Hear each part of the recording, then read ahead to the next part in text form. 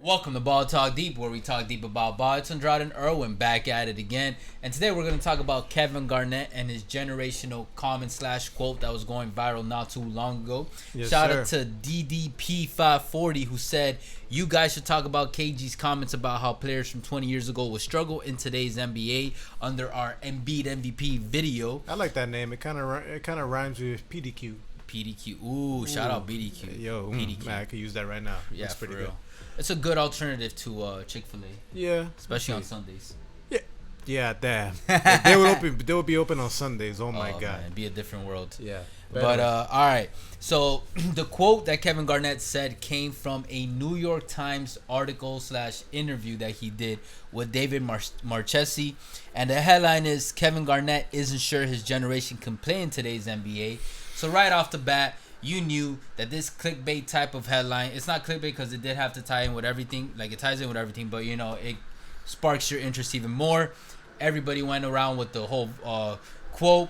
But before we get into it, we want to talk about a little about the interview because, hey, I would recommend anyone that watches this video, check out the article. It's a really good read.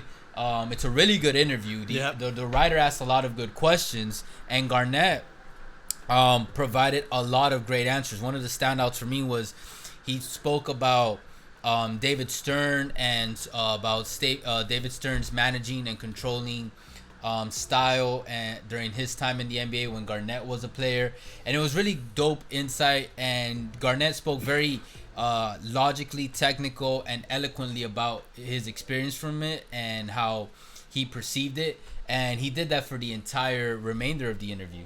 I do like that. And you know what? Like, obviously, we can grab bits and pieces from what we can research on the internet. But it's different when you actually hear from somebody that actually lived through it. And KG actually lived through it. He was there in the meetings. He was there, like, you know, behind the scenes, saw everything coming. Yeah. And, you know, obviously, yeah, I did like that. And another thing that KG did say regarding the David Stern is that if you don't come into that room with your facts and a backbone, he's going to eat you up alive. Oh, yeah, because one thing that stood out to me when he said the way, I'm telling you guys, check out the article. It's really dope. That yes, David Stern is a visionary, but yeah, I was going to point out how when they would walk into the meetings, that David Stern and the owners, there was like a literal different level in the seats where the executives of the league were higher than the NBA players when they sat down. And Garnett said that he would stand up so he could look at them eye to eye. And I was like, oh shit, that's kind of insulting, but at the same time I could see Stern's subconscious, management technique, and trying to remind players like, hey, we run the league, we're the ones that finance everything, whatever. But exactly, hey, things changed, and Adam Silver was a great successor in becoming more player, what's the word, empowering. Yeah, that, and like KG also says as well, obviously with the difference with David Stern and Adam Silver, the league has changed a lot. Oh yeah, on and off the court. And at the same time, thanks to that change, like you were saying, I'm gonna let you finish at the end, but one of his quotes towards the end is saying that the game is in a great place. Yeah. No, but tell him about something you told me earlier about something stood out to you about how Kevin Garnett changed the game. Yeah. Well, a couple things that Kevin Garnett changed the game. Number one is the fact that he came out of high school in 1995, and the fact that he came out of high school was able to pave the way to superstars. Like Kobe Bryant, Kobe Bryant, LeBron James, and Dwight Howard, which they jumped to the league straight to the NBA. Too. They all did the thing before. Hey, it got closed off in 2006 when the NBA changed the age requirement to 19. Hopefully it'll change too. Yeah, I'm not even gonna say hopefully. I wouldn't be surprised. I think it's semi-likely it'll change. And the second thing that KG that I liked about as well is the whole Uncle Kevin thing. Oh, yeah. The Uncle Kevin thing, guys, is a concept that Garnett apparently has already brought up to Adam Silver in the league about something where he would go around the league, so like different organizations, and provide insight and techniques and like school mentor on and off the court some of these players, especially big men, because obviously he was a big man in the league. And I thought that was pretty interesting, especially because it wasn't one specific organization. Like he would want to like go around different teams, and he even dropped like Embiid's name and I forgot who else, and I was like, oh, that's pretty dope. Like, and I could see a whole like even like TV show around it. You know what I mean? Maybe Yeah. on NBA TV or even on NBA's YouTube channel. I think the NFL has something similar that I think it's a Hard Knocks. I think Okay.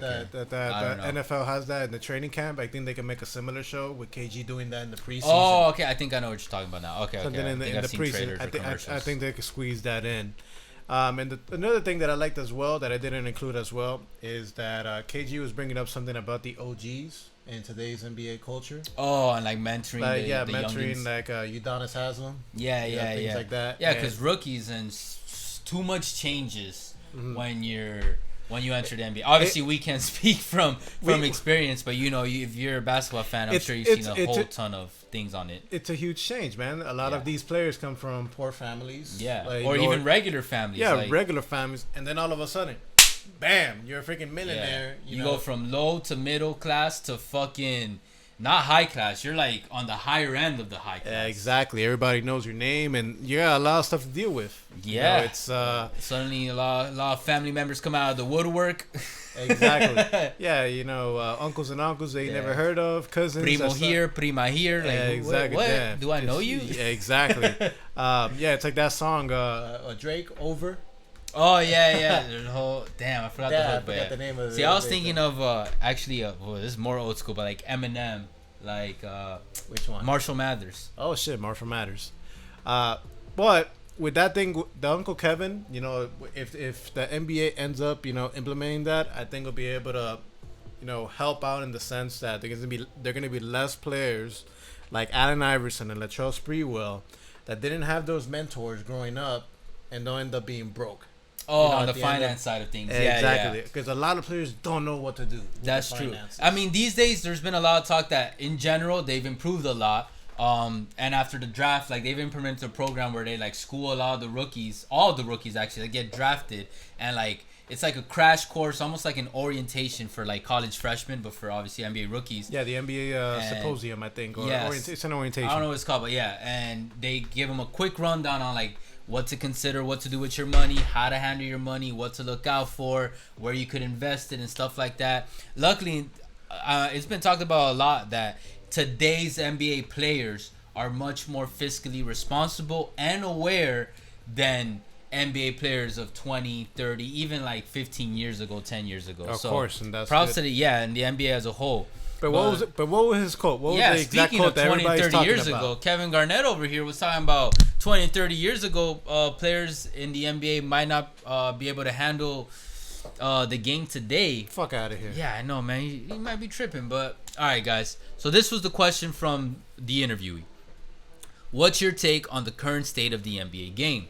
And Kevin Garnett said, and this is the full answer, the game is at another level. I know you said that you made the team with Vancouver, but I want you to get on a court, sprint corner to corner, stop on a dime, and shoot a three. Side note, the writer said that he had made the team in Vancouver for the NBA or some shit like that. It might have been a joke, but whatever. That's what he was talking about. And Garnett continues, I want you to do 10 of those. Then I want you to focus on how tired you are.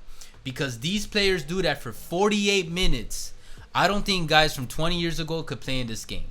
20 years ago, guys used their hands to control players. Now you can't use your hands. That makes defense damn near impossible. Can you imagine not hand-checking Michael Jordan? Nah. The fact that you can't touch players gives the offensive players so much flexibility. Defensive players have to take angles away and stuff like that. But if you have any creativity and ambition, you can be a great offensive player in this league.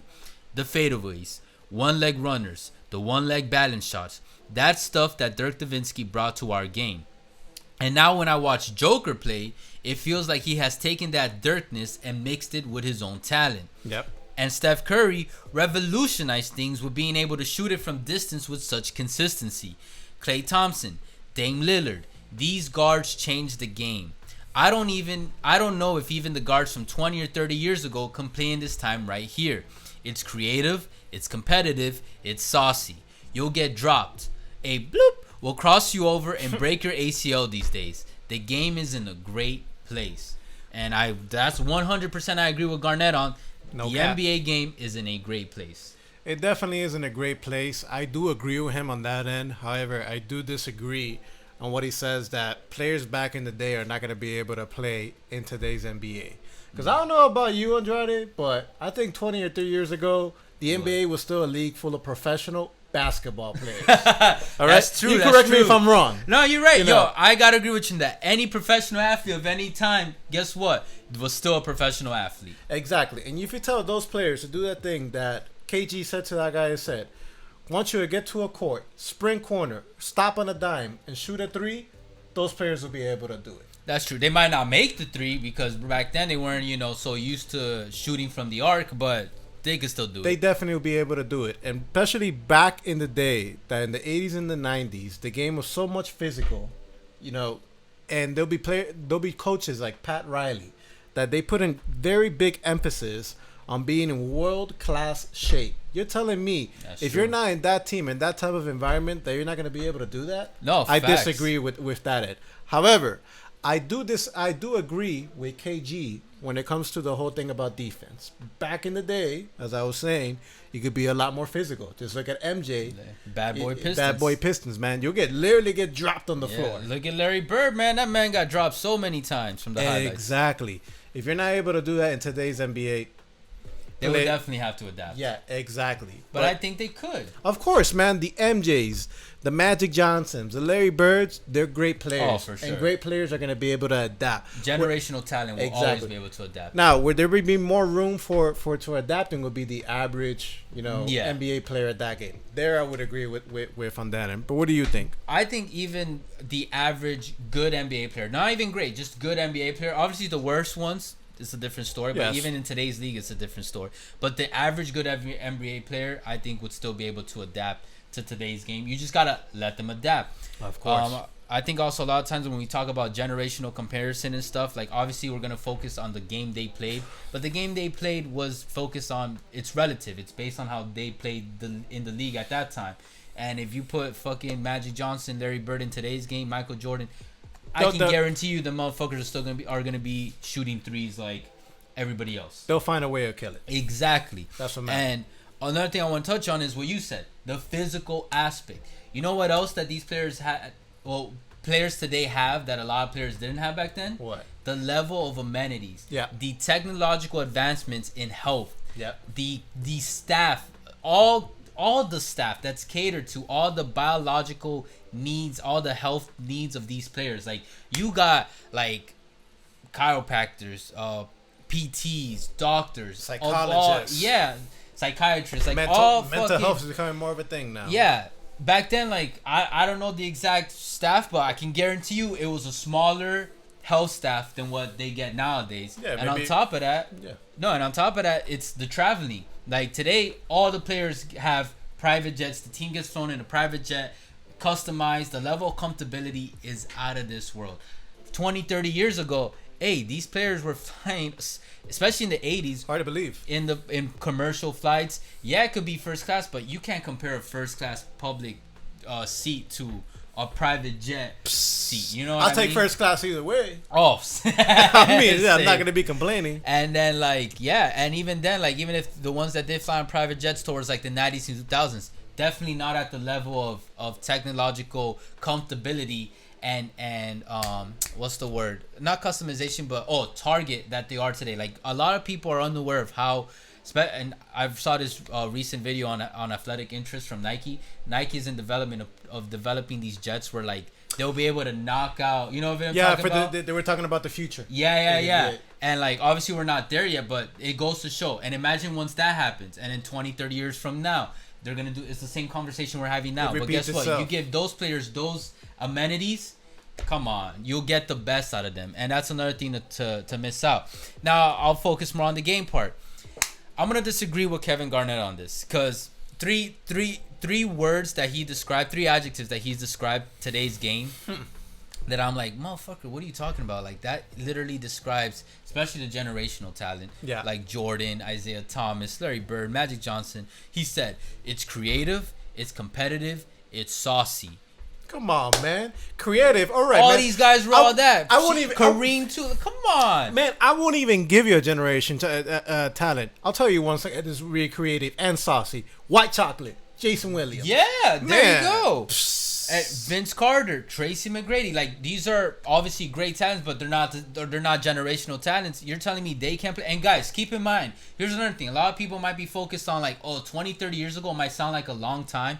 It is, but 20, 30 years ago, we're not talking. It's not the 50s or 60s. It's the 2000s. Yeah, the 2000s, the 90s, the 80s. We're in 2020, so think about that. It is not that long ago as what he's talking about. That's the 90s and the 2000s. For most of us, those seem like yesterday.